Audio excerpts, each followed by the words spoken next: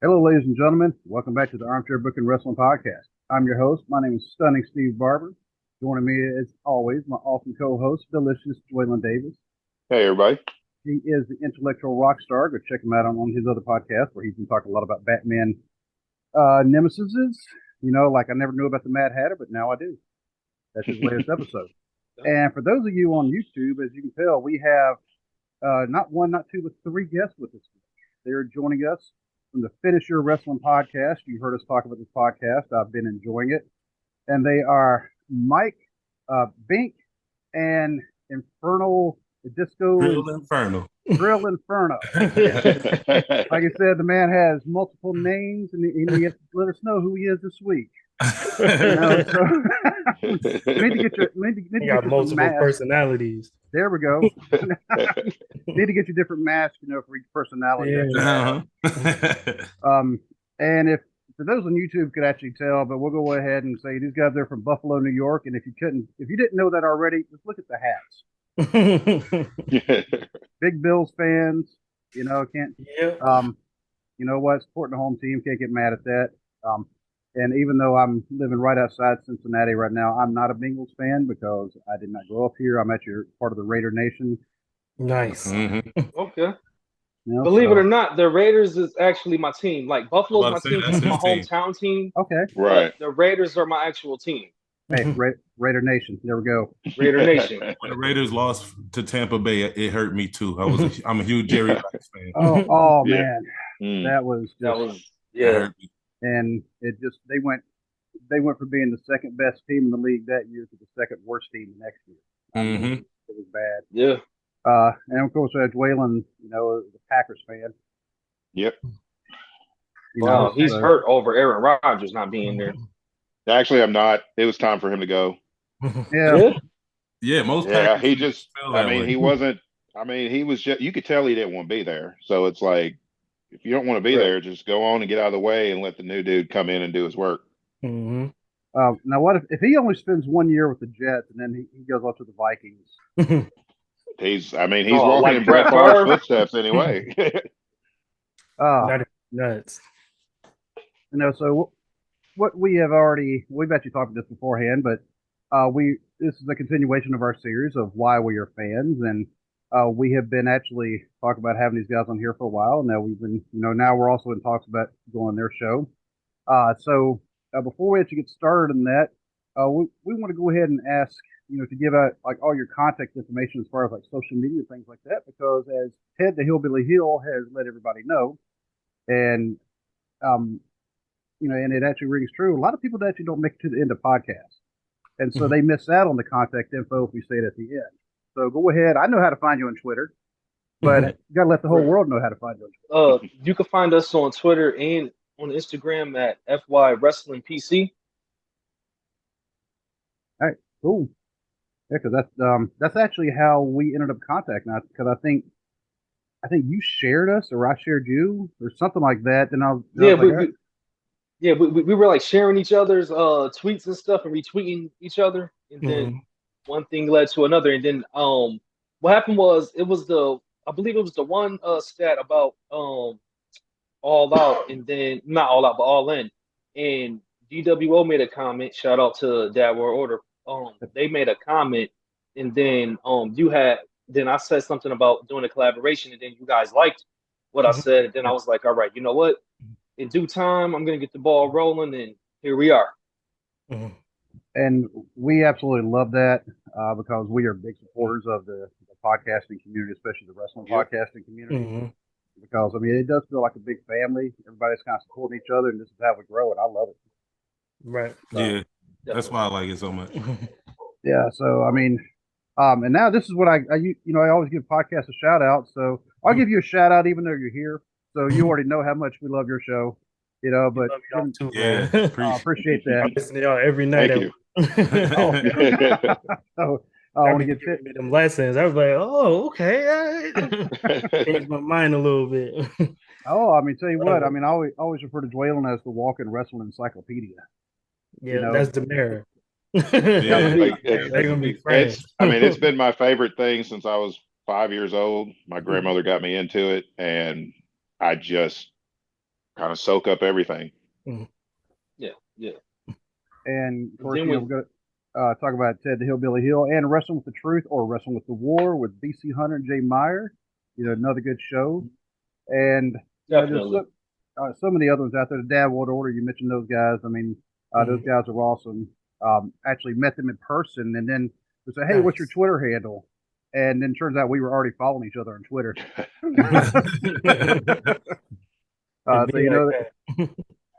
you know what I mean. I say, "Hey, you know what? That works."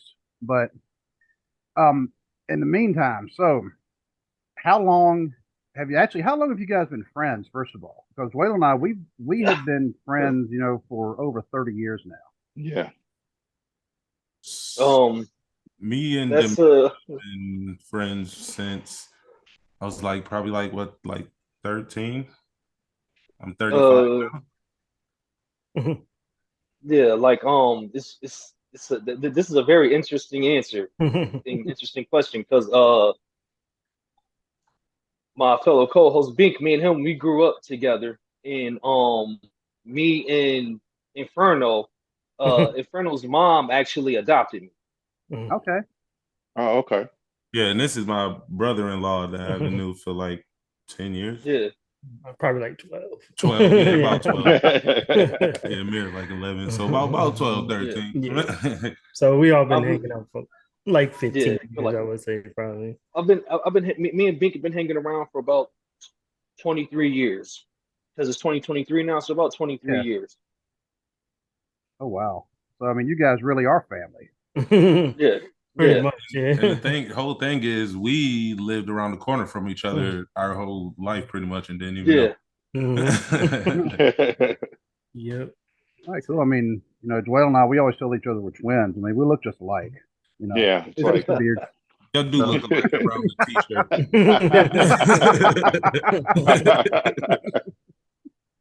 t-shirt. So how long have you all been wrestling fans? Longer than everybody's friend. Right. For me, Attitude Era. I came the beginning, probably a little before the Attitude Era started. That's how long I've been watching wrestling. Yeah, me. So religiously watching wrestling probably around the Attitude Era, but I first started watching it. Ultimate Warrior was there. I was the first person I remember seeing. Okay. He had the face paint. He was running. He was like a big guy. I'm like, oh, this is amazing. So if I remember on the weekend, I would watch it because that's the only time I would see it. And then Attitude Era is when I got into it. Yeah. For me, it's been back in Roman wrestling. Probably. I finished my wrestling before wrestling was even thought of. I've been a fan for as long as I can remember because my mother and my grandparents and my uncle they were very big into wrestling, and my grandfather, he actually was friends with a good amount of wrestlers from Bruno Sammartino, Chief J Strongbow. So he had Pedro Morales, Ivan Koloff. So he knew a lot of wrestlers and was friends with them. And so as long as I can remember, I just used to watch it believe it or not, we used to actually have two TVs in the living room. One was for WWF and the other one was for NWA/WCW. So that's how far back it goes with me. Oh wow. Joellen, did you ever do the TV setup? No. It was watch what you want to watch, and then once your stuff's done, get out, because my mom was like, okay, you've had your time, get out. Yep, I'm gonna watch my show, go on. So really, what was it about wrestling that you just fell in love with? And I know, Mike, you and I, we were actually discussing this some before we started recording, but if you want to elaborate and Bink and Inferno, same thing. It's the theater aspect, because I've always been a fan of theater, and being a writer myself, I like to look at characters and the story. And with professional wrestling, the story of it is, as opposed to certain plays in television shows and movies where the majority of the dialogue and the story is being told through words. they tell the story predominantly in wrestling through their bodies, like during the match, right? Okay. And so, to me, that's what that's what gravitated towards me is you have all these different characters and they're telling a story, and they're able to bring in the fans from all four sides because that ring is a four-sided stage in theater terms, is what it is. And so they're able to tell a compelling, captivating story with their bodies while bringing out and evoking emotion from the fans. Wow, I like that answer. Yeah, me too. Yeah, Bink? I wish mine was just as beautiful, but it's not.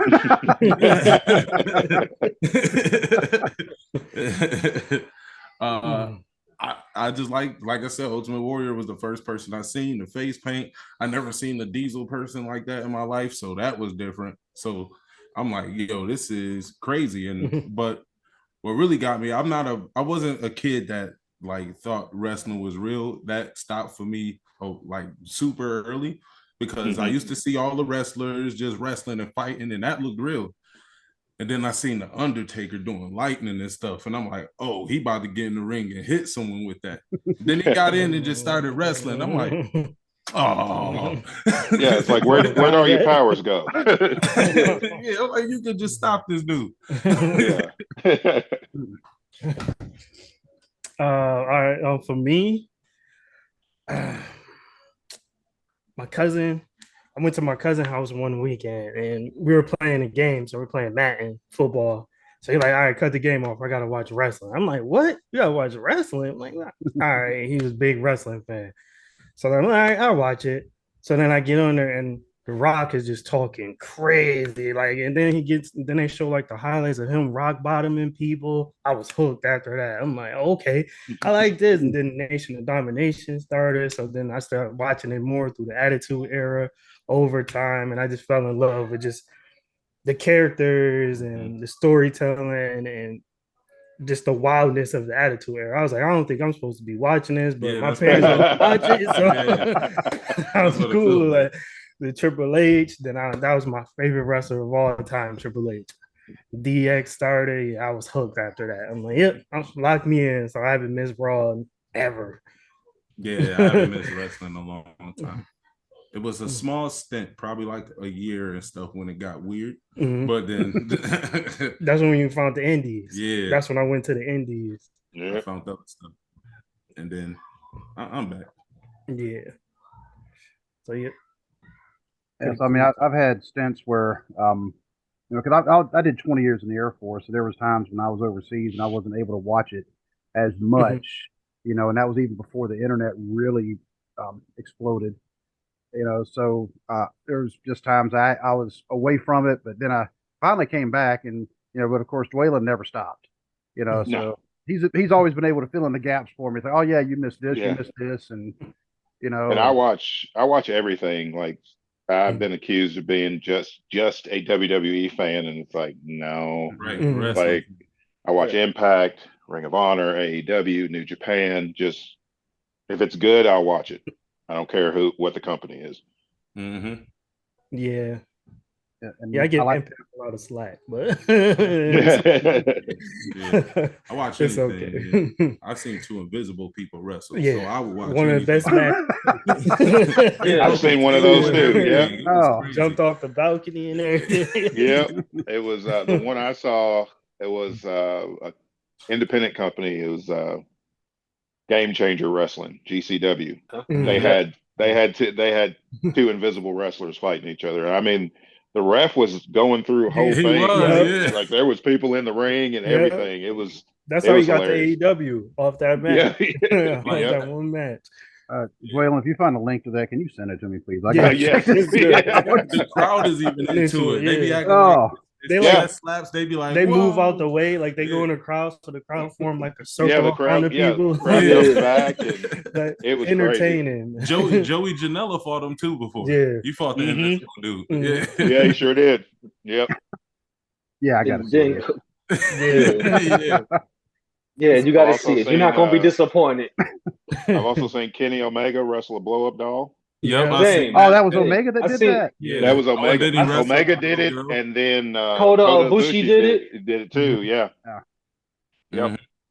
Because Jim Cornette always rants about that whenever because he can't stand Kenny Omega. So that's what he always brings up. It's like that's the only thing he can find wrong with Kenny Omega is that he wrestled a blow up doll. It's like, Jim, I've seen some of the stuff that you've done in your career, so you can't be talking about anybody else. Wouldn't that be a compliment, though? You give people a compliment when you say he could even wrestle a broomstick. He can even Exactly. wrestle a blow-up doll. Yeah. Yep. Exactly. And did the blow up doll win? I don't remember. I believe so. We're gonna I watch believe that the one blow up back. doll won. We gotta watch. I think he beat Omega, but Ibushi beat the blow up doll. Yeah. So now we're going to have a, Dwaylen, triple threat. Yeah. I got a topic for me and you. I just want to put this in your head right now, so that when you come on our platform, me and you, we can dive into this, which is because you mentioned New Japan. I want me and you to talk about New Japan in All Japan, the whole giant Baba and Antonio Inoki feud. Ooh. Yes. Oh, that'll be a good one. Because right there played. Because that right there was involved in politics, and it played a lot as to Antonio Inoki defeating Bob Backlund for the WWF World Heavyweight title that is not recognized as a title reign for Antonio Inoki. So I just wanted to put that out there so that way Yeah, we can definitely talk about that. Oh yeah. Tell you what, y'all do that, and I'll come on. I'll just sit back and just kind of watch this. All right, I'll listen to this. I'll just be learning. Like every time I listen to Joyland's podcast, I'm always learning, about a lot of stuff. So that's actually why I have all the cubes right here, because I always say I'm trying to out nerd Joyland, and I can't do it. If this says anything, there's a picture of me and Joyland together when we were officers in the chess club back when we were in high school. So our nerd fandom, I guess, goes back. If you look me up on Facebook, it's my profile picture right now. Yep. and I had the high top fade and everything. It was, and I had a pretty sweet mullet, So I mean, even right now, I got the skullet going on. So because you can tell, I mean, it's left. Nice. So yeah, when I say Joyland's a wrestling encyclopedia, that right there, yeah, he can talk about that all day long with Papa and Inoki, New Japan versus All Japan, and so Bink, you mentioned Triple H being your favorite wrestler. Inferno, who is your favorite? Shawn Michaels, all day. Same here. Hey. He's my favorite of all time. All the time, yeah. All right, so we got DX over here on one side. How about you, Mike? I got two favorite wrestlers: Triple H and Roman Reigns. There you go. So, all right, there we go. I got that shirt. Yep, I've got that shirt, and I've got the one my wife bought me one that says "Acknowledge your daddy." Oh, I need that one. The thing is, though, I wasn't someone that just hopped on the Roman bandwagon when he turned heel. Like my two co-hosts could tell you, like the bad Roman. Like when Roman, when Roman was getting booed, I was the one that kept telling everybody, like, "Yo, he's the star. He's the man." Yeah, it's like from the time he showed up in the Shield, you already knew the first time you saw him. It's like that's a star right there. Right. And if it, it just took him longer to get there because Vince was just hell bent on having him be the next John Cena. And it's like once Vince got out of the way and just let him do what he was capable of doing. I mean, who else can cut a promo walking away from the ring when he was cutting that promo on Logan Paul talking about nobody could touch his button. And he said, no man could knock me out. I mean, he's just cutting a little short promo, 30 seconds all the way out. Anything. Yeah, no mic or nothing. It was the best promo on the whole show. He cut promos while he's wrestling. It'd be hilarious. Oh, yeah. I mean, he's talking trash to the crowd and everything. Like when he wrestled Sami Zayn at Elimination Chamber, and he had the belts, and he's looking at Sammy's wife, and he's just looking all smug, flipping the belts at her. And it's like, this is the Roman we could have had a long time ago if Vince had got out the way. Dwayne, are you sure that he wasn't always there? And what I mean is this, right? A lot of times with wrestling, people expect the faces to get cheered and the heels to get booed, right? So we live in an era where, due to social media, we know kayfabe exists. Like, we know kayfabe is what it is, right? So is it that he was always there at that level when Vince pushed him? It's just that he got the same. It's just that he got the same reactions that Cena got because Vince was pushing him as a clear cut carbon copy of Cena. So he was still the man.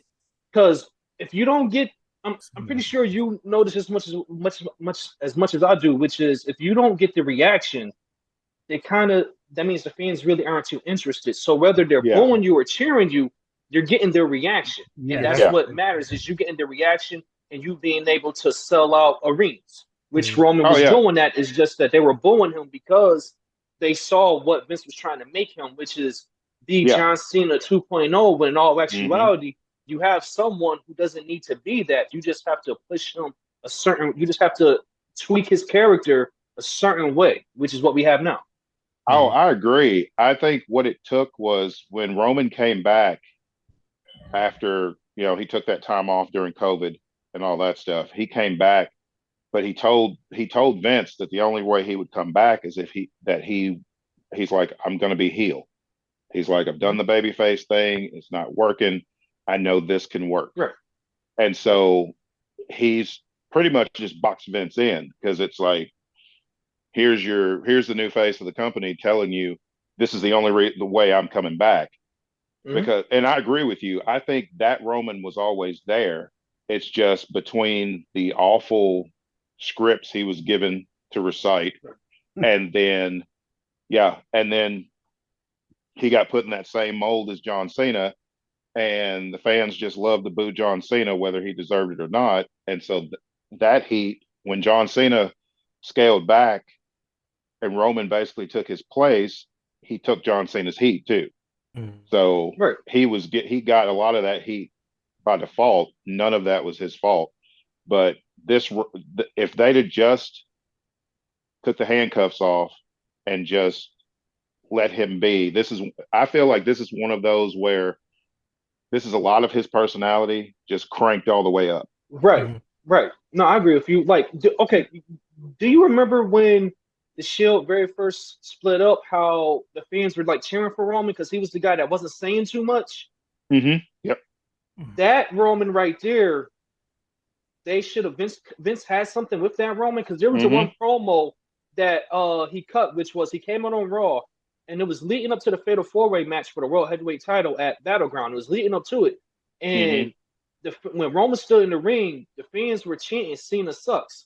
And Roman's exact words was, he was like, you're right, when I'm in the house, Cena sucks. And the fans popped for him. It wasn't until Roman came back from that hernia surgery that he had that Vince started making him John Cena 2.0. And that's when fans was like, all right, you know what? We can't get behind this, because a character like Roman is not meant to be in the same category as a Hulk Hogan or John Cena. Like, he's not meant to be the guy to get beat down and then catches the second win and does that. No, he's supposed to be the Samoan bulldozer, right? He's supposed to be the guy who he's not supposed to say, as a face, he's not supposed to say much. He's supposed to say enough like, hey, I'm going to come down to the ring, Superman punch you, spear you. That's that. Yep. And they had something there with him. It's just that Vince and I believe the reason why creative was so bad with Vince, especially with Roman, in for a good amount of time, just overall, is because lack of competition. So I believe that a lot of people, because once Vince didn't have, like, it took for Vince's competition to go out of business for him to start having Raw and SmackDown compete. And then after a while, he just became stagnant because there's nothing else. There's nothing left. Yep.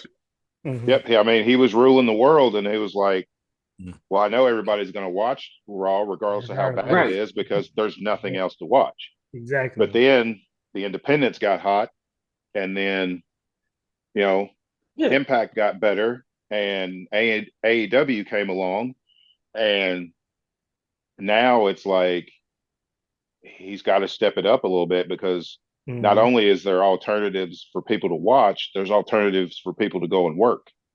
He was the only game in town for the longest too, so people had to put up with whatever crap that he told them to do, because it's like, at least here I'm getting a paycheck, a decent one. Another time they messed up with Roman though was the night after the night after he beat the Undertaker at WrestleMania, and when he came out and had all that heat, and the crowd wouldn't even let him say anything, and he finally said, "It's my yard now," and dropped the mic and walked away. It's like, you had it.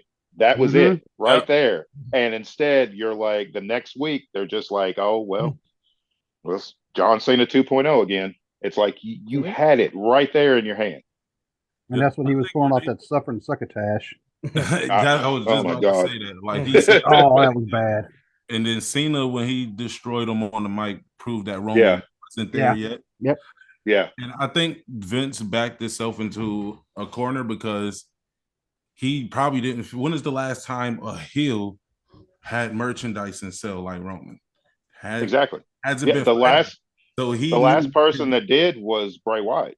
Yeah, and he knew his cash cow and John Cena is about to be gone. So I have to push somebody in this place to produce the same sales. Yeah. So he not thinking he could do it as a heel, so he keep pushing his baby face to try to do the same thing. Not knowing you can turn him heel and produce that too. Exactly, and it worked. I mean, anything now that Roman can say literally anything, and the next week it's on a shirt and it's selling out. And the fans are actually going to chant it. Oh yeah. Yeah. Then they'll get to booing him again because he's a heel, but they'll say, acknowledge me, and then and then they go, okay, time to boo. Boo. Yeah. Right. But I think however, go ahead, Mike. Go ahead. Okay, well, I was going to say, Vince, I think he still has that old school adage of heels don't sell merchandise. You don't even make merchandise for heels. And that's kind of wrong, because like you said, that's a cash cow that you're just completely missing out. And here's the thing, he should know better, because the NWO proved that, in 96. As soon as that shirt came out, that was the hottest selling thing in wrestling. And they were, nuclear heat heels. And so he should, as a businessman, he should know heels can move merch. You sell what they buy. You sell what the people want to buy. Like even when he had D-Generation X, their merchandise was selling when they were heels. Yes, exactly. Yeah. I mean, at one point in time, you can make the argument, which one was the more, which faction had more merchandise being moved, either NWO or DX.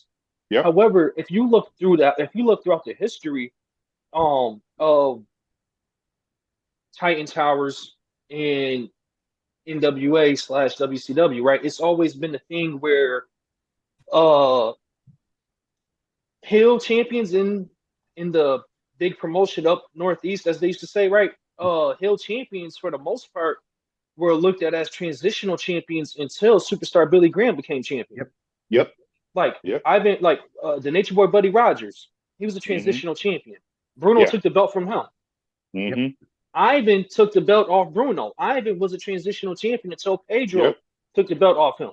Then you had Stan Stasiak, who took the belt off Pedro when even Stan was a transitional champion. Then Bruno got the belt back. Then Superstar Billy Graham beat Bruno. And that was the first time you really seen a heel be that. So it's always been that stigma of, well, up north, you have to have the face be the predominant champion. To have that lengthy run, as opposed to down south where, predominantly it was mostly heels. Well, it's like when Steve Austin became Stone Cold, when he had that promo at King of the Ring, and the next night you saw all the Austin 316 shirts. You saw signs, homemade shirts, and then they started producing them. In the next couple of weeks, you saw it was a flood of Austin 316 shirts, and he was probably the top heel in the company at that time, because he didn't turn until WrestleMania 13. He didn't turn face until WrestleMania 13, so he was a heel for all of for pretty much from King of the Ring all the way through the rest of 96, and through 97, until WrestleMania. So again, it was a top heel moving a lot of merchandise. Nobody's moved as much merchandise as that Austin 316 shirt. Yeah, which is amazing considering, I still see people walk around in NWO shirts even today. Oh yeah. Right. Yeah. Mhm. I may have even had one about 150 pounds ago that I was able to actually I still fit have into. one. I have one of the Wolfpack shirts. Yeah, I feel heels should be champions longer than faces because Mm-hmm. the champion should be like the boss fight. The boss is always an evil person that you got to overcome. Yep. Yeah. So I feel like heels should have way longer reigns than face. Oh yeah. It's like playing a video game. It's like there's always a final boss. Yes. And like right now, Roman Reigns is the final boss. The final boss. Yes, I like it like that. Let him be champion and let that face take it off of him, and then you slowly build another villain, Gunther. Yep. Take it off Yeah. of him. There you go. Gunther, Yeah. yes. Yes. Here's what I'll say: Roman's heel run, it's gonna make him be that much more of a bigger face because if you look back, right, every huge face that will be considered the goats of Titan Towers, right? They all had significantly heel runs before they became Oh yeah. the faces that they were. Like Mhm. Hogan, for example, right? Before Yep. Hulkamania started running wild, he was a heel. Oh yeah. Yep. And Hulkamania technically didn't even start running wild at first in WWF. It was actually, him in New Japan and AWA. That's when it Mhm. really started running wild, which is one of the worst decisions Vern Gagne made when Hogan was in AWA. Trust me, I'll get back to that. But Yeah. Yeah. Hogan had that heel run, then he became face, which made it that much more great. Stone Mhm. Cold, he was a monster heel. Like Yeah. he became the face. The Rock had an Rock. enormous heel run. He became yeah. a face. And if The Rock hadn't have gone heel, he would not be what he is now because they brought him in as that white meat baby face and he was getting Rocky die. So he's like, okay, I'm Yeah. gonna use this and Mhm. feed my heel Mhm. persona. And then it was off to the races after that. It was like, it got to the point where there was no way you could boo him. He Mhm. was just too entertaining to boo. But like you were Mhm. saying about Vern Gagne, Vern's problem was Vern was trying to count somebody else's money. He wanted part of Hogan's New Japan Hogan and Stan deal. Hansen. Yeah. And, both of them, of course, Stan Hansen told him where he could go. And Hogan did the same thing. And it's like, I don't care that you're a promoter of this company. You didn't promote You're that not going to deal take half of my earnings from a different from promotion. somewhere. Yeah, Yeah, No, from a absolutely. different promotion that you didn't even help me get those bookings. Right. He was I trying did to do that the on same my thing. own. He was He trying was to do the showing- same thing with Flair. Yeah. Right. Yeah. Trained Ric Flair. Yeah. And Yeah. when you look at Vern Gagne, in a lot of ways, and I've actually said this to my partners. I've said with Vern Gagne, you can sit here and you can say he was ahead of his time and behind the times as well, because Vern had such an Yep. influx of talent, right? Vern actually had some of the best talent at the time, but he just was still stuck in the old school ways of doing things, and he was ignoring the man that was getting ready to take over Titan Towers. Like he was ignoring, Mhm. like all the signs Yep. was there for Vern to change with the times. He chose not to. He Yep. put his faith into Nick Bockwinkel, right? And I understand why. Like Nick Bockwinkel was one of the last remaining soldiers that Vern had. Like he was loyal Well, to yeah, Vern. he was one of the few people that Vern could trust. Right. And he could and Vern could trust Nick Bockwinkel, but at the same time, I don't think anybody really looked at the fact that Nick Bockwinkel was way past his prime. Yes. I And mean, Nick Bockwinkel was a tremendous champion, but yeah, by the time he had, especially that last reign he had, he was Right. way past his prime. And the fans in the AWA were chanting like they you could see they wanted Hogan to become the AWA World Champion. Mm-hmm. And Vern, the little ticky tack finishes that Vern was doing, Yep. that was it. That was fans. Like the way how Vern did it was in such a manner that it insulted the fans. That way, and it was so crazy is when you think about how Vern did Hogan, he kind of allowed Vince to do what Vince did because Vince looked at it as, if you don't want this guy that I can get behind and push, who the fans clearly love, I'll take him and I'll make him the star that you won't make him be. Exactly. Vern cracked that door by letting Hogan slip through his fingers, and then the floodgate just opened, and everybody else started leaving. Right. You know, everybody else left, and they're like, "Look what Hogan's doing in WWF. I'm gonna head over there." So everybody, when contracts were up or whatever, everybody's signing with Vince because Vern didn't want to. Right. Vern didn't want to compete because Vern thought that his way was the best way, kind of like Vince is now. Yeah, That's how absolutely. Vern was. And it's like both of them had, this antiquated view of wrestling, and it's like that worked for a time, but it's gone now. You've got to move on with the times, or you're going to end up like Vern and get passed by, and your company shuts down.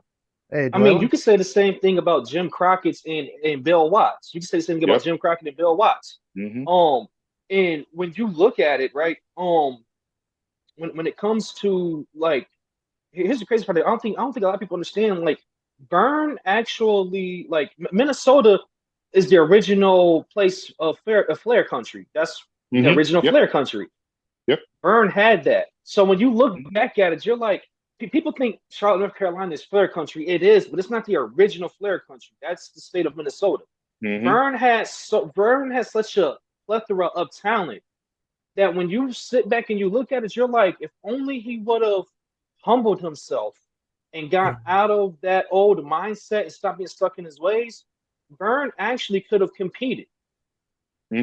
What's funny is if you look at in the archives of Armchair Booking on the 23rd of December 2021, I don't know if you can see the title right there, Vern Gagne. Yeah, we actually did an episode just on that. The legend who was both ahead of his time and behind the times. Hey. And this is why we all get along so well. Nice. Yep. So, we're definitely all on the same page here. But yeah, because Vern Gagne, like you said, I mean, because we've actually talked about this, like the demise of WCW and how part of that wasn't WWF at the time, with the Attitude Era beating them, it was WCW beating themselves. Well, Vern Gagne, it was the same thing. He made some bad decisions. Well, Jim Crockett was the same thing. He had probably the best talent roster in pro wrestling at that time, but he made very poor money decisions. So he made bad financial decisions. He's like, hey, let's not just get one jet, let's get two jets. Exactly. So he had to sell for a lot less than what he had in it in order to just get out from under it. Yep. Yeah, he had to sell it to Turner. Yeah, but Ric Flair's even said, he's like, we had this talent pool over here that was second to none, but Vince was the better businessman and knew what moves to make and when to make them. And that was the difference between Vince and Jim Crockett. Jim Crockett, he was spending money faster than he was making it. So move the headquarters to somewhere out in like Texas or Oklahoma for no reason. Yeah. Well, and WCW was the same. I mean, Ted Turner messed up and gave Eric Bischoff his checkbook, and ATM Eric. He was just signing checks, and then they ended up losing $80 million in a year. Now, here's the crazy part. Are you familiar with the turnaround that Bischoff did for them? Oh yeah, I mean, they did turn them around. Yeah, he did turn a profit, like from where they were, especially when it became WCW in like late 92, 93, when they really started to focus on WCW. Yeah, Eric Bischoff really did turn that around, but then it got to the point to where he was more hell-bent on beating WWE than he was putting on a quality wrestling show every week. And he was anybody that left WWE, he was signing them to fat contracts. And then Turner started putting reins on the checkbook. And then it's like adding people. When you think back on it, when you think back, when you think back to World Championship Wrestling, right? Bischoff. Here's the thing: Bischoff became. I believe Bischoff became overconfident, and what I mean is, Paul Heyman admitted that Bischoff was putting a hurting on WWE so bad that WWE couldn't afford water coolers, like Paul Heyman admitted. Mhm. And Bischoff, I believe that the NWO angle, I believe Bischoff thought, hey, the fans are behind this. We're putting a hurting on them. I'm just going to keep it going. And that, along with the Time Warner AOL merger, those two things, and Vince Russo as well, because like Bischoff said, the Time Warner AOL merger, it kicked Turner out of power. So Bischoff didn't have the money man anymore that was going to be backing him. So once it kicked Turner out of power, they told WCW, like, hey, we don't care how many ratings you bring in, we're getting rid of you on this date. And you have to do, and they had standards and practices, which means you have to do this, that, and the third under these guidelines, or else we won't allow your programming to air. So does Bischoff and Russo deserve some credit? Yes, but at the same time, it's kind of hard to compete with a man like Vince who's throwing everything he can when you have change that's restraining you. Yeah, and it's like you went from Ted Turner, who had a history in wrestling business, to, you had Suits, who had no idea about the wrestling business, being like, well, we don't understand wrestling, so we're just going to get rid of it. But the WCW thing was, that blame can be laid at multiple people. You got Hogan, you got Hall and Nash to an extent because they made sure they got paid more than anybody else, which honestly, I don't blame them for that. If the lawyers were stupid enough to let them put that clause in their contract that said anybody that comes in, if they're making more than us, you have to bump us up to that level. Even if it's for one night. Even if it's only for one appearance. Wasn't it, because if I'm not mistaken, wasn't it Hogan, Hall, then Nash? They were like the three highest paid. Because Hogan was getting percentages from the actual gates, like the live gates. He was getting percentages. And I still think if they'd have just left the NWO with those three, that they could have rode that out for a long time, but they added too many. It got to the point where a third of the roster was NWO, and it's like, it got boring after a while because it's like, I think I might have been in the group. Exactly. It's like, at this point, it's like I think all of us were probably in there at some point. I had a shirt, so they got a video game out that joint. It was milking NWO. And then you had Vince Russo come in, and because they thought he was going to be the savior, but they didn't stop and realize that Vince McMahon was his filter. So a lot of his more ridiculous ideas, Vince was like, no, we're not doing that. Let's tweak this a little bit. And WCW was just like, okay, you're supposed to be this genius. You go ahead and do whatever. And it's like, all he really did was made himself champion and book himself to be the top heel in the company. Yeah, and fight Jay Leno. Let's not forget that. It's like, and the Jay Leno with Karl Malone and Dennis Rodman, that was Bischoff, but it did help. Like, it did help bring up ratings, though. It helped. It helped for a little bit, but my thing is, it's like I've never been a huge fan of celebrities in wrestling. Every now and then, like, okay, Bad Bunny was an exception because you could tell he put in the work. As much as I hate to admit it, Logan Paul is an exception because you can tell he put in the work. But you had a lot of these people come in, like, and they're main event and pay-per-views and getting, all this money. You got all these other guys over here that have been working 300 days a year just for like Jay Leno and Karl Malone and Dennis Rodman to walk in and get top billing. Master and P. they're only going to Master P. It's like, why? And I don't even know why they thought bringing Master P and his group in was going to be a good idea anyway. They even brought in a fake person, RoboCop. Yeah. Yeah, Hogan was like, how much he getting paid? Yeah. And the thing is with RoboCop, it's like he didn't do anything. All he did was rip that cage door off that the Horseman had Sting locked in, and then took 20 years to walk backstage. It's like that's all he did. Well, they had Chucky out there too. Oh, Making yep, appearance, Chucky. arguing with Gene Okerlund. well, they all, man. they dug up Kiss, who, Mhm. Oh, the Oh kids. yeah, with the demon. Yep. Kiss Yeah. demon. and the thing is, it was so bad. Like Kiss was mad because their performance did not, the fans crapped all over their performance.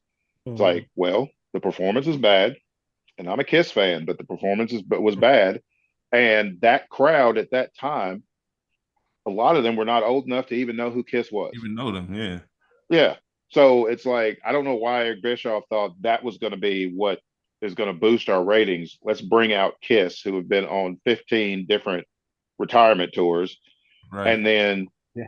so we're going to have the Kiss Demon be a wrestler. Then Kiss pulls their involvement with it. So they can't even call him the Kiss Demon. So then he was just the Demon. So they just hung that poor dude out to dry. They had Megadeth on there too. Yeah. But that was actually one of their weakest albums. With the Mhm. song.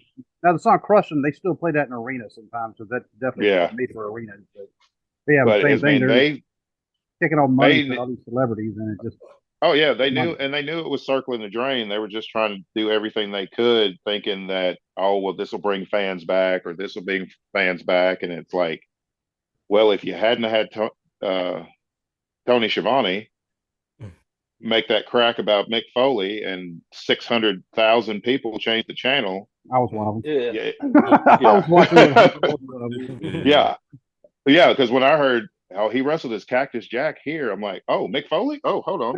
Yep. Let me switch over there. Mhm. And it's like, you just literally handed the W to to the other company because you thought people were going to be like, oh, I don't want to watch this. I mean, And that was who the same doesn't night like as, Mick Foley? and that was the same Who night as doesn't the like Finger and Poke respect Doom. Mick Foley? Yeah, Mhm. you got Mick Foley winning a world title over here, or you got the Finger Poke of Doom over here. Yeah. Yeah, all on the same night. That was just Right. Yeah, that was really a good turning point right there, literally. Well, I mean, I didn't have to change the channel because I had 2 TVs. Oh yeah, true. See, I should have had that. Should have had 2 TVs on there. But you get stuck on some stuff if you ain't got cable. Like when I was younger and the right. draft happened, those wrestlers was gone.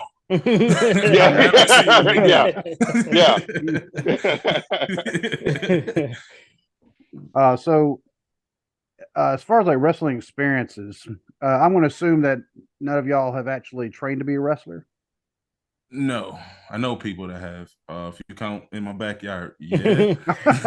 Yeah, I wrestled in the backyard a few times. Yeah, and if Matt and Jeff Omega Wrestling count, mine count. I mean, my uncle took me to a wrestling school of a buddy of his when I was younger. So like, I got in the ring before, but I never actually like trained like religiously. But I've been in the ring to just get a feel of it. Okay. Right. But as far as like going to live events and meeting wrestlers, how many live events do you think you've been to? And then as far as like meeting wrestlers, because one of the things about doing this podcast, because the DWO, they've had a lot of the Northern Wrestling Federation on their show. We've actually had a lot of them on our show as well, including here lately. We just had Wildcat Chris Harris on for the second time. That was awesome. He just interviewed with America's Conrad Most Thompson. Wanted. Yes, sir. Yep. Yeah, he just interviewed with Conrad Thompson the other day. Oh, cool. Okay. Yep. So, but you got to be one of their Patreon members, which I had not to see it. So, but either way, so I've been to quite a few of the NWF events. Of course, also been to WWE. I actually caught part of a wrestling thing when I was stationed in Korea. I saw the Barbarian. Saw how big he is in person. And meeting wrestlers. I mean, of course, now we've met. I've met quite a few of them as well. Dwaylen actually knows a couple there. He actually knew them outside the ring before he knew they were wrestlers. You're talking about, Devin, and Matt Mims, who apparently he's wrestling in North Carolina right now. But is he? Yep. That's right, because they had the Crockett Cup this past week, I think. So yeah. And then of course I did meet the Road Warriors kind of sort of in Japan once upon a time, and Road Warrior Hawk wanted to beat me up, but that's a story for another day. At the airport. Yeah. Hey, it counts. Hey, it counts. It does count. It counts. If you glance at me, I'm at you. Yeah. And of course, my dad told me later on, you see Roy Warhawk smoking a cigarette next time, let him smoke. Don't say anything to him. But anyway, so as far as like that, how many live events have you been to? How many wrestlers have you had the opportunity to meet? So live events. So my first event was ECW when I was younger, and then I never went to nothing until my friend came to get me and took me to SmackDown. I think it was the tournament for Intercontinental title that night. That's when Big Show kicked the football into the crowd.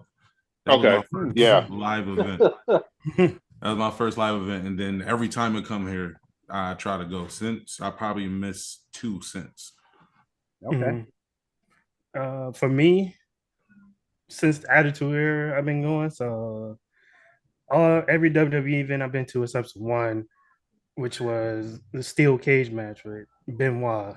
Every time I went, I want to go to a cage match. I want to see a cage match. The one Raw I missed, it was a cage match. I've been to AEW when it came. And then we did our first indie promotion together like 2 months ago. ESW. That was great. So we met a lot of wrestlers there. Speed, Mike Ball Bailey. Oh wow. Frank Feather, shout out to him. Tony Sega, one of the best entrance musics. So we definitely going to more independent. I think that's it for me. But NXT. NXT. We met a lot of people at the NXT live event. Nice. We met Priest. We met Mia Yim. Shayna Baszler. Swerve. Yep. And the short dude who won the tournament for the first title match. I can't forget his name. I can't remember his name. He changed his name in WWE and then he got fired. The tournament Cameron Grimes should have won. Yeah. I can't think. Come on, ACH. ACH, yeah, we met ACH, yeah, that's right. Okay, yeah, we met him too. Plus, I used to work at the arena here, so after events, to beat the wrestlers, I go in the back where the fans can't really go, but where they go out to be safe if they want to stay away, and we could stay in there. I met Daniel Bryan back when he was in the game show part of NXT. And Ryback was still skeptical and stuff, so I met them. Kofi, but I ain't really get to say too much to him. Who else? Matt Striker. He actually real cool. He stayed until every single person there got a signature. Oh, cool. Oh, nice. So yeah, I met quite a few people. A bunch of ECW people like Balls Mahoney and Axel Rotten and all of them. I met all of them. How about you, Mike? Been to a lot of shows. Talking about back from when it was like the World Wrestling Federation and World Championship Wrestling, like he was at the Coliseum from then. Like I was in the Coliseum watching wrestling. But not all the way from then, ECW, Ring of Honor, like I've been to a lot of events. Actually, fun fact here, one of the places I grew up at, because I was born here in Buffalo, but like I lived in Florida for 10 years. The city that I lived at, WCW Monday Nitro used to come there for spring break, which was Panama City, Florida. Oh, that's remember Club La Vila. Yeah. Remember they used to have the swimming pools around on Nitro? That was literally not that far from my house. Okay. Oh, cool. Yeah, so like when I was younger, I met a lot of wrestlers because like my uncle, him and my grandfather would bring me around to different like arenas and venues. So I would just meet different wrestlers and they would give me autographs and things of that nature. Oh, wow. So you could have met Roman Reigns back when he was a kid, him and the Usos. Because I mean, they grew right down the road. Yeah. Because Pensacola's not that far from Panama City, Florida. That's the Panhandle, the Gulf of Mexico. So it's all Panama City, Tallahassee, Pensacola. It's all right there. Yeah, because I went to tech school in Pensacola. Okay. Yep, at a little bitty Navy base called Corey Station. And I say little base, that's a tiny, tiny little base. I was Air Force, but I was at a Navy base for school. Go figure. So you could have met them way back. There's a lot of wrestlers who still live down in Pensacola. So, and my uncles actually they used to go to Venice Beach, California back in the day, and during the territorial days, that was kind of like the safe haven where there wasn't none of that. Well, I'm from this promotion, you're from that. That was like the safe haven, and so they've actually took me to Venice Beach before. Oh wow, cool, nice. As far as big events, Dwaylen still got the best one, because he went to SummerSlam last year. I just want to throw that out there. Oh, yeah. Lucky. Yeah, that was awesome. Yeah. Got to see the last man standing match. Oh. Yep. Got to see the last man standing match. Saw Brock raise the ring up, the tractor, all that. It was crazy. That was a great experience though. Yeah, I bet. I've even got one of the commemorative shirts.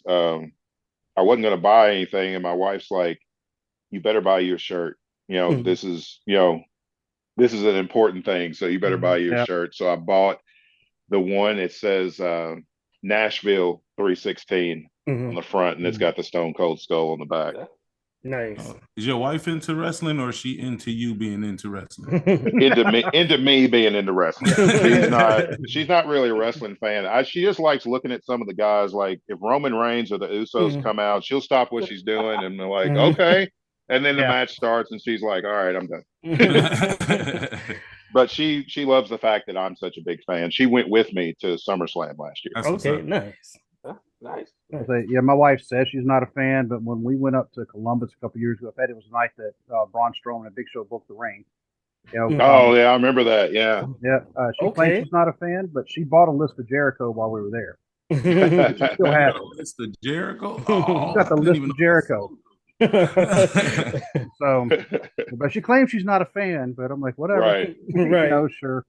So now speaking of my daughters.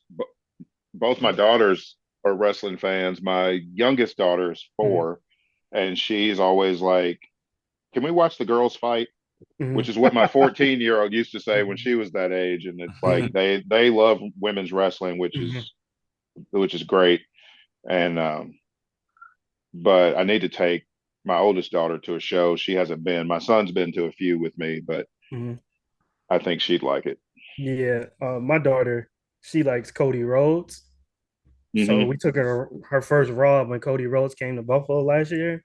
And we recorded her, and Cody Rhodes retweeted the video and said he loved it. Oh, that's awesome. Yeah. So I might have to go to Raw next month. Yeah. He only 2. Yeah. But I need to try to go to AEW sometime because I taught my 4-year-old to do the whole Adam Cole Bebe thing. Yeah, it's she does it perfect. So I need to take her to a show. It's a total she can do it when he does it. Yeah. Any other wrestling show I've ever been to, like AEW, it's like that indie feel, but it's still like mainstream. So like, you just sitting there, I'm like, oh my god, like I'm the only one just sitting there. Because there's like a lot of people that don't really watch wrestling at those shows, because it's in town. But I'm seeing like Orange Cassidy for the first time. I was so mad. That's why I get mad at CM Punk on our podcast, because I'm a big Kenny Omega fan. And Kenny Omega and the Young Bucks got suspended the day before they were supposed to come here. So I didn't none. I was like, CM Punk, it's your fault. But yeah, AEW, it's good. Live into Ray Phoenix, the moves. Like Ray Phoenix is amazing. Like WWE has been trying for the last decade to find the next Rey Mysterio, and it's like he's in AEW. Yeah. All the next Rey Mysterios is in AEW. Yep. Yeah, you get Vikingo, man. He didn't that dude is woo. So, talk about us, us being fans, some of our family being fans. You still catch a lot of grief from people who aren't fans of wrestling. But this is actually how we started this series, because I actually had somebody at my church said, "You're a wrestling fan? You have a master's degree. Why are you a wrestling fan?" I'm like, "Do you know how many wrestlers have master's degrees? There's a lot of them. Tons of them." Right. But do y'all still catch grief? That was a dumb excuse. Yeah. You watch wrestling how when you eat cheeseburgers? What? No sense. I get that all the time. It be like, wrestling fake. Movies fake, right? Exactly. Yeah. Exactly. Yeah. I don't watch it because I think it's real. Yeah, I watch it because it entertains me. Right. Exactly. Yeah. Right. I don't think I have got any. I get occasional friends like, you still watch it? I'm like, yeah, I still watch it. But I tell them I don't watch just WWE. I watch everything now. Mm-hmm. Yeah. Everybody I say that to is always just thinking of WWE. They don't know what other wrestling is out there. Yeah. They probably go to it and they had a Big Show match or something. Like, no, there's a lot of wrestling out there. A lot of good wrestling out there. Yeah. Right. Yeah. How about you, Mike? People still give you grief? I'm not gonna say grief. It's just a lot of people will come to me like when they hear me talk about wrestling, they'll be like, what's going on with it? Like they'll ask me like what's the status of it? Like what's like they'll ask me does like Shawn Michaels or Bret Hart still wrestle? And I'm like, well, Bret Hart no longer still wrestles because of Goldberg, and Shawn Michaels no longer wrestles, and he's producing NXT. What's NXT? I've gotten that before too. It's like, what's NXT? And it's like, well, AEW. you're missing out. and so then when I tell them what NXT is, I'm like, it's a developmental brand, and they're like, oh, well, what does WWE have to develop? And I'm like, then I have to go down and tell them everything about it, and then they're like, oh, okay. And I'm like, also, I watched New Japan, and they're like, what's that? I'm like, okay, here we go. Then I have to explain sit the whole, on down. It's going to be a little bit. Yeah.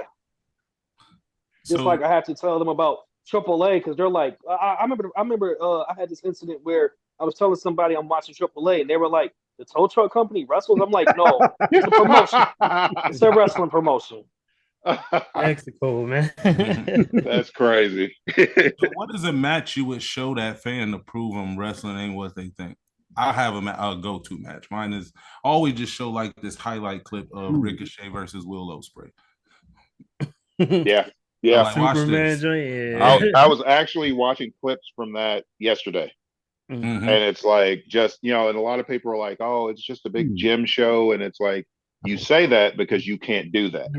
Right. Everybody that craps on it are the ones that can't do it. And it's like, because those dudes were doing things that I'd never seen in wrestling before. And I was just like sitting there with my mouth open the whole time. Wow, I'm trying to think of a go-to match now because there's some that I'd always tell people to go watch. Like Bret Hart and Steve Austin at WrestleMania 13. But that happened so long ago. Now I'm trying to think of something more current. The one that comes to mind for me is MJF and Punk in the dog collar match. Okay, that's a good one. That's a good one. Mine's is a little throwback. I'm a big Survivor Series fan, so they both know the Authority versus Team Cena match. When Big Show turned on, and then Steve show up, so you get a little bit of everything. You get wrestling, future, the past, all in one. Dolph Ziggler being amazing. Triple H about to lose his job. Dolph Ziggler looked great. Seth Big Show a turncoat. Like, so that's my go-to match to show people because you get it all in one. What, Big Show turned? Wow, who would have thought that? Him. I don't. And Natalia is quickly approaching Big Show's record for how many face and heel turns because it's like whenever there's a heel champion, they'll turn her face just to give that champion an opponent, and it's like she's been heel and face probably 6 times this year alone. Yeah, and she'll give a good match. Every time she do. She'll give you a good match, but it's like just pick a side and stay there for a while. I say, seems like a lot of the other women are all getting pregnant right now. So, yeah. You notice that everybody Oscar feud would get pregnant. Well, then here's the thing. Then I need Andrade and Charlotte to get to work because they've just slid her right back into the title picture. Right in there. It's like we're going to give Asuka this brand new women's title, and then Charlotte shows up, and it's like, oh, I hadn't held that version. Let me have that one. And it's like, no, go home. I don't care. So Raw on Monday for Rhea. Shotzi ain't come out when they reveal Romans. Like, I know. It's like, oh, I hadn't got that one either. Let me go in and pad my resume, son. like 16 women's titles since 2015 is not enough. It's like, let's just keep throwing our titles. That's a lot in a little bit of time. Yeah. It just devalues the title, though. It's like, waters it all down. Won it. Yeah, she's like, oh, she won it 16 times. Yeah, she lost it 16 times too. Mm-hmm. Yeah, that's what we all say. You know, Bruno only held it twice, but a combined total of around 10 years he was champion. Yeah, more than that, but yeah. I mean, more than 10 because I knew it was right around 10. I think it was at least 12 because I know the first reign was about 8 years. Then he lost it, got it back, and I think the second reign was at least 4, maybe 5. I can't 7 and some change, and but Bruno held it. Being champ for I don't want to feel enslaved by wrestling. I just 10 years is a long time to be right. champ. Yeah, but he was getting paid, so yeah.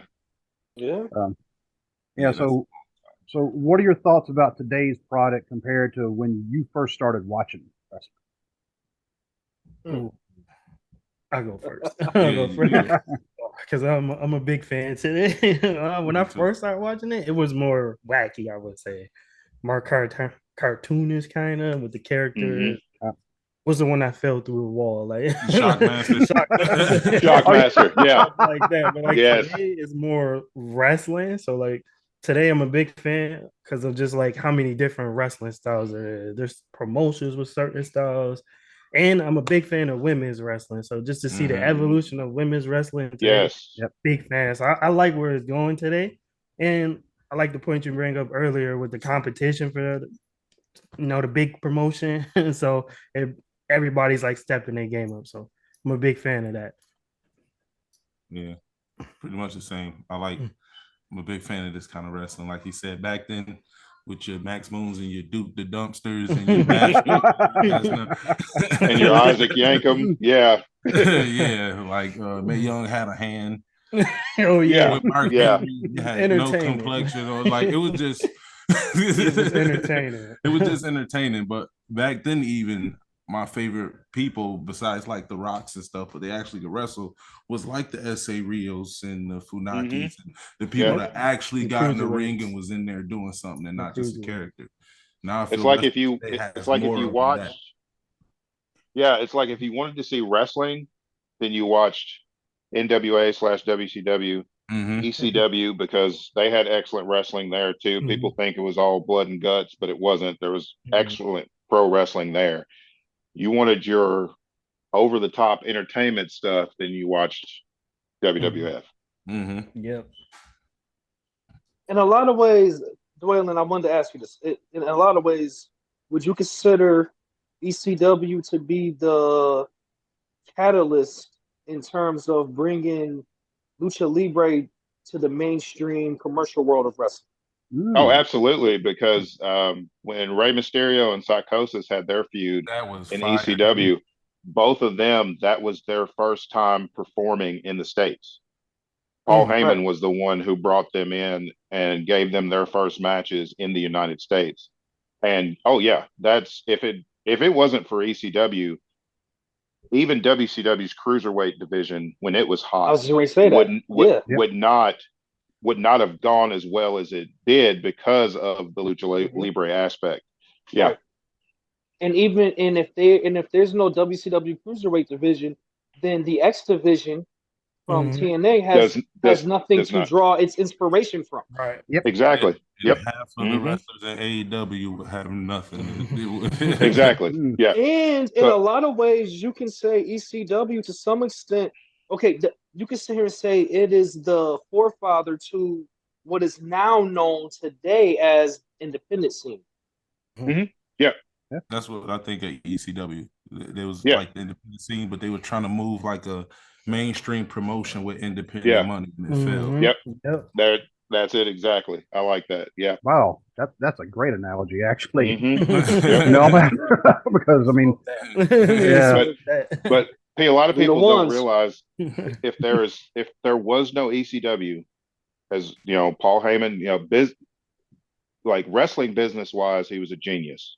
Financially, he was Absolutely. not.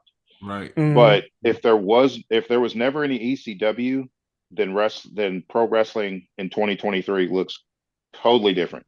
Probably still cartoonish and over the top and stuff like that, because the athleticism that is shown by these wrestlers now is what was shown in prime ECW.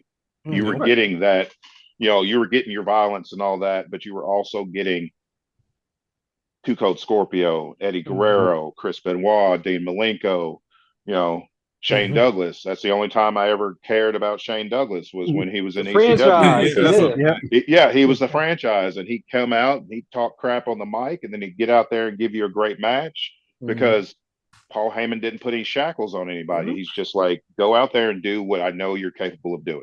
Anybody that can make Bam Bam Bigelow look like second fiddle is great. Yes.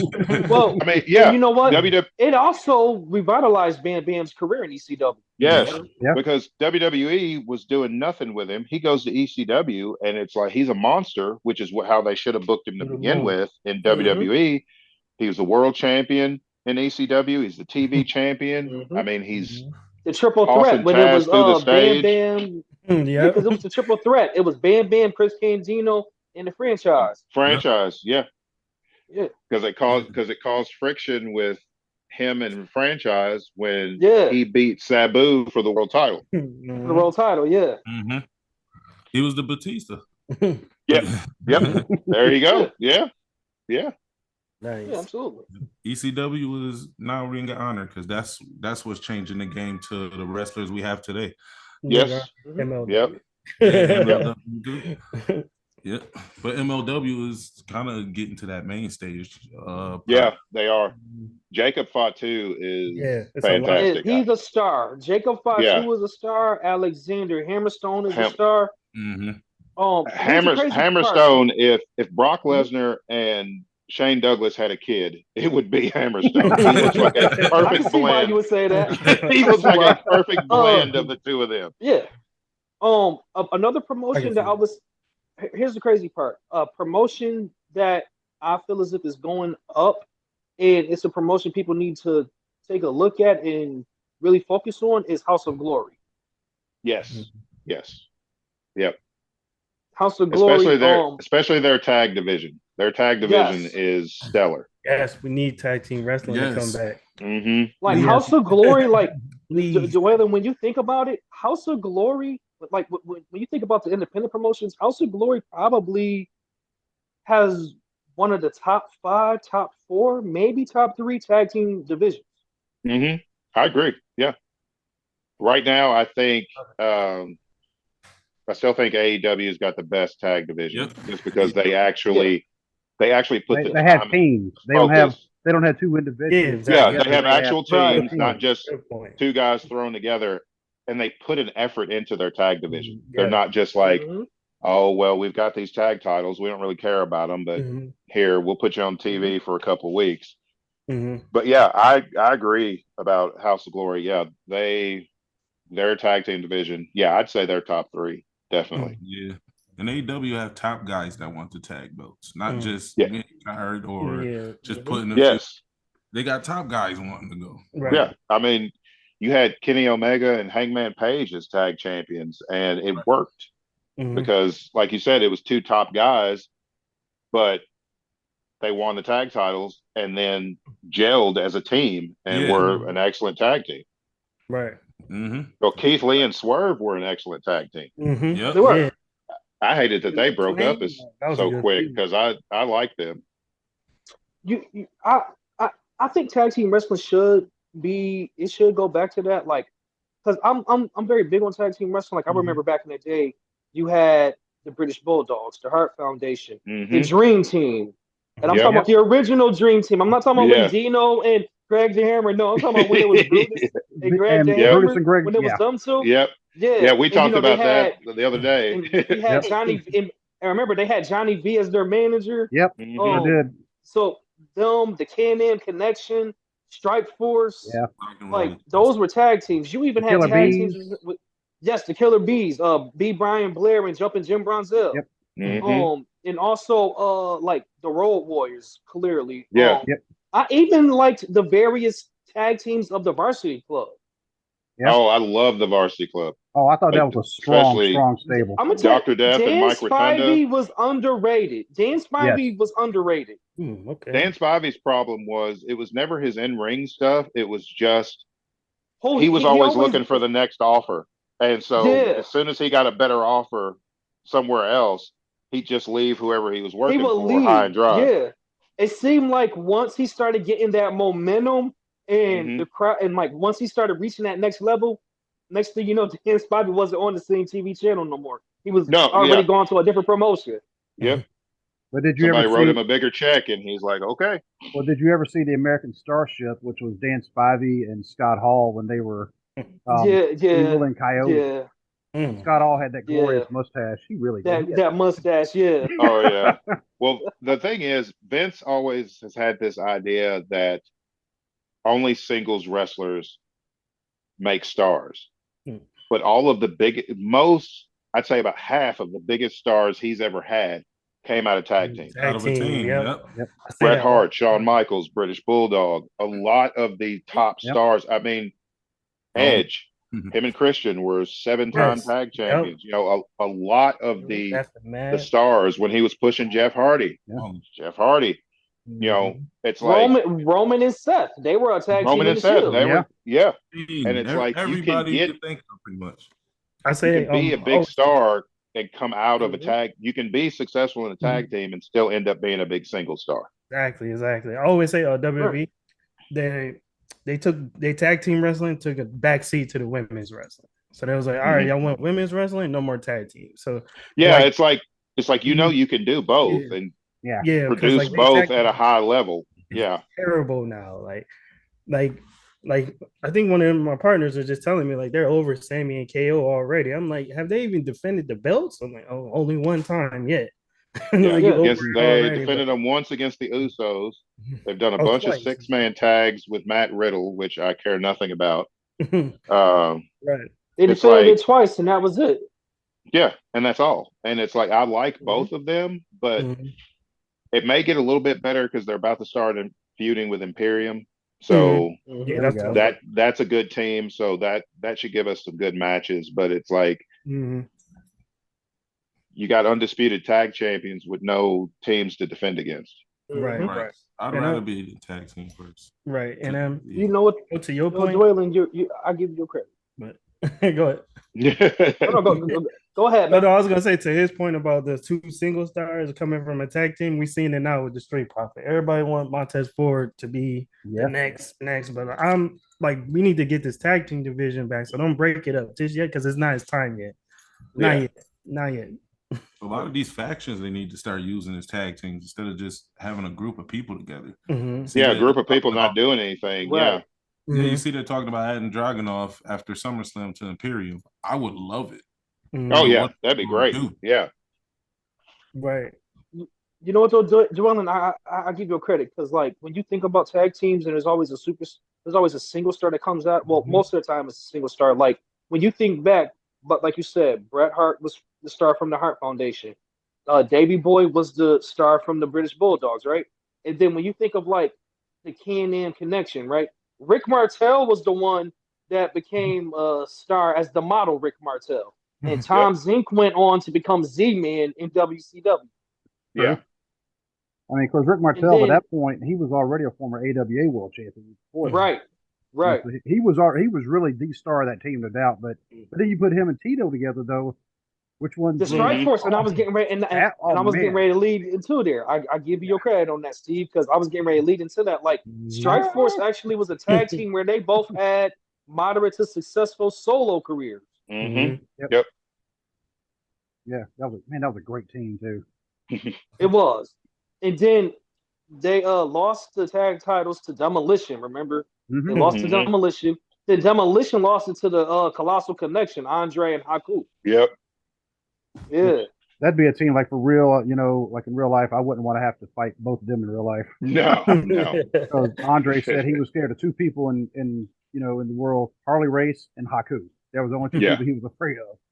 Right. As soon as I heard Haku rip something off, it don't even matter what it is. Yeah, it doesn't matter. It's like It's No, on me. it's, You ripped it okay. off. That's not. Yeah. So you mentioned Harley I can Race. see Are you shit. familiar with the story of Harley Race setting a WWF ring on fire? Yes. I have heard that. Yeah, I've heard that. Yeah. Yeah. That was the same event where he pulled a weapon on Hogan On backstage. Hogan, yeah. And then Hmm. yeah. Because I was telling my co-host about it, and they was like, "Wait, he did what?" I'm like, "Yeah, Yep. St. Louis, Missouri was Harley Race land. That was Harley Hmm. Race country, Yeah. and he set the ring on fire." Yep. Because WWF they were taking over that territory, and so he pulled the Uh-huh. gun on Hogan, but then he's like, just playing, and ended up, but he let him know, look, I'm still Harley Race.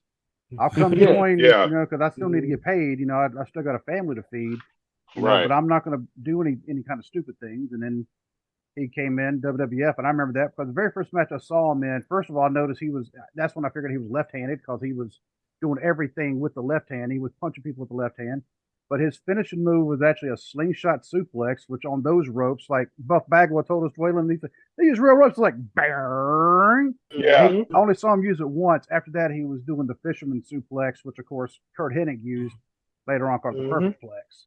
Mhm. They had him Right. use the king and all that, and but yeah, still not somebody I don't think I'd want to mess with Harley Race because you just hear stories No. about him.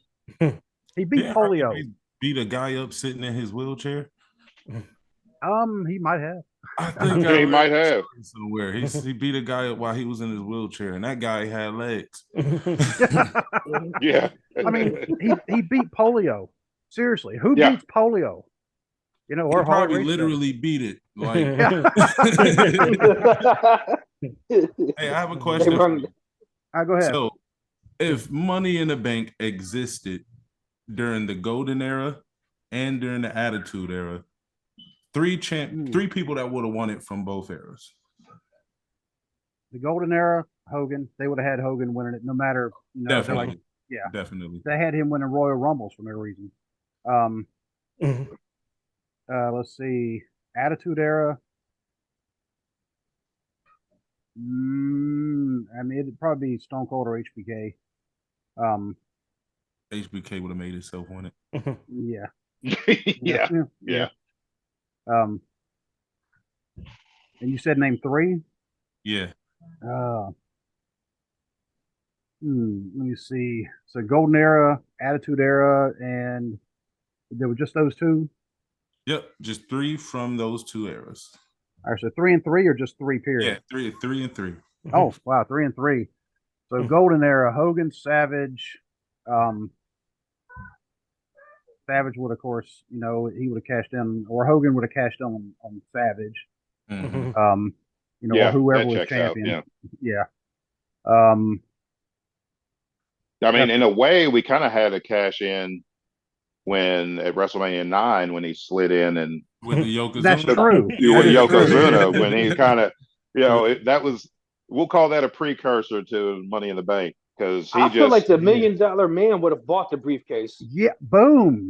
There absolutely. You go. Yep. He would have brought the briefcase and then off put of the $1 million Andre. championship in it and then carried it around. It would have been, Yeah. You know what, Andre, because he was so tall, every time somebody got on the ladder, he'd just knock him off, and he just reached up and grabbed it. Now I have briefcase, and Yeah. I could I see feel like Rick Rude doing it and then spray painting it on his tights. I could really see. Yeah. I can see that. Yeah. I could definitely see that. Yeah. Oh, and Attitude Era, Stone Cold, Shawn Michaels, and I'm trying to throw a wild card in there because every once in a while they do that. It had to be Triple H because Oh yeah. they swapped. They was like the same ones over and over again, but Triple H would definitely have to get it. What about you, Dwayne?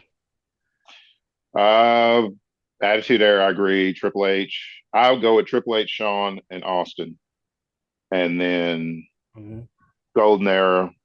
It has to be Hogan because they're going to book Hogan to win anything. So no matter what. No matter what. Even if it's going to lose money, they're still going to book Hogan to win. Cena won it. Yeah. Hogan, Savage. I'm going with Mr. Perfect. I think he would have been an excellent winner of Money in the Bank. Yep. That's a good one.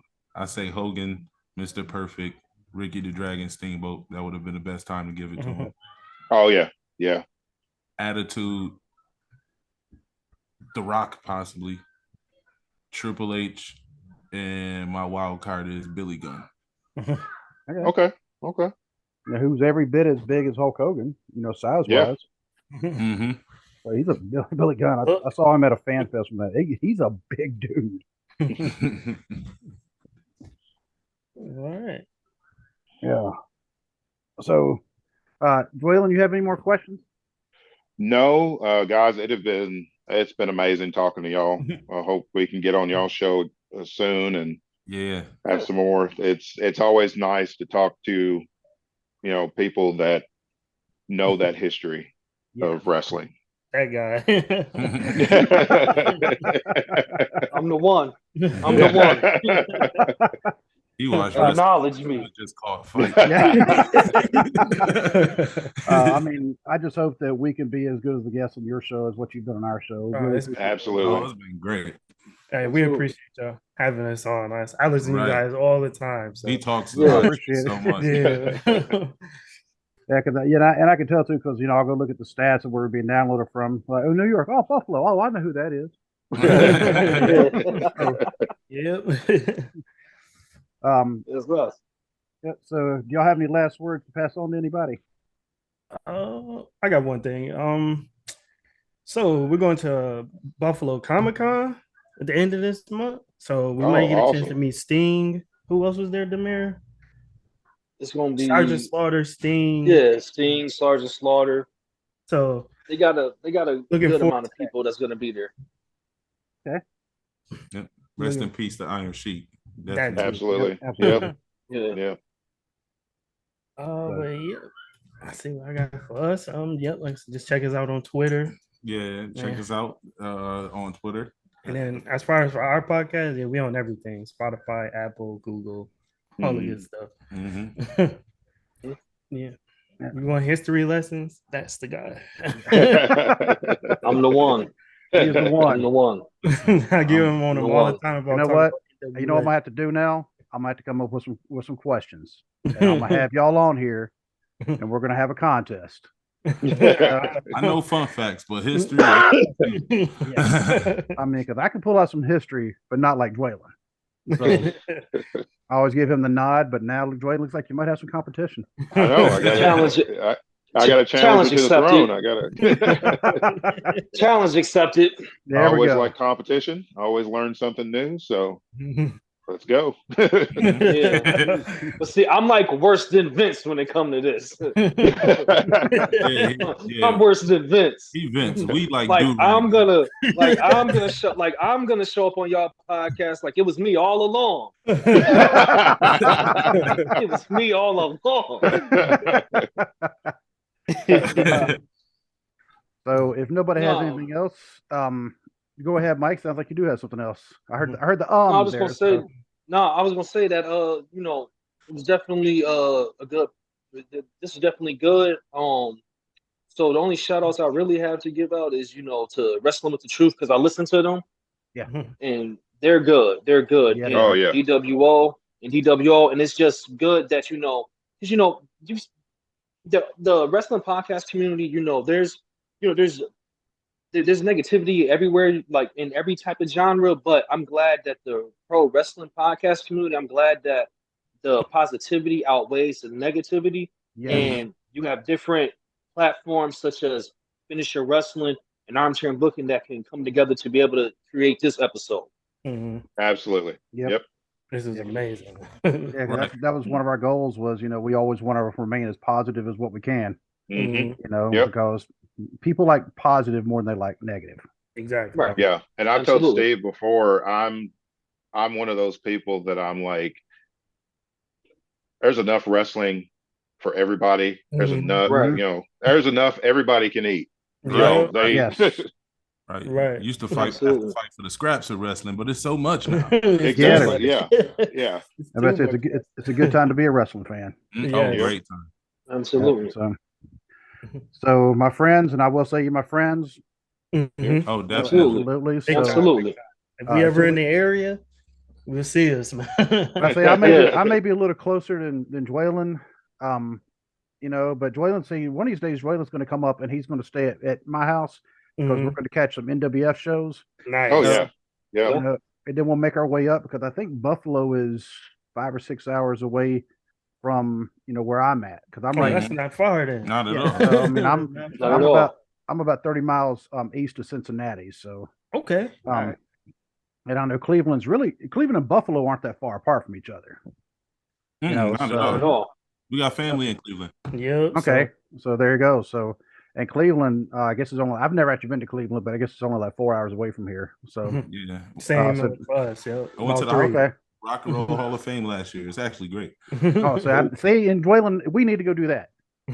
We're both big music guys, so we need to go do that. So, but until we can talk again, my friends, I'll just say good night and God bless. God bless. Take care, man. Bless.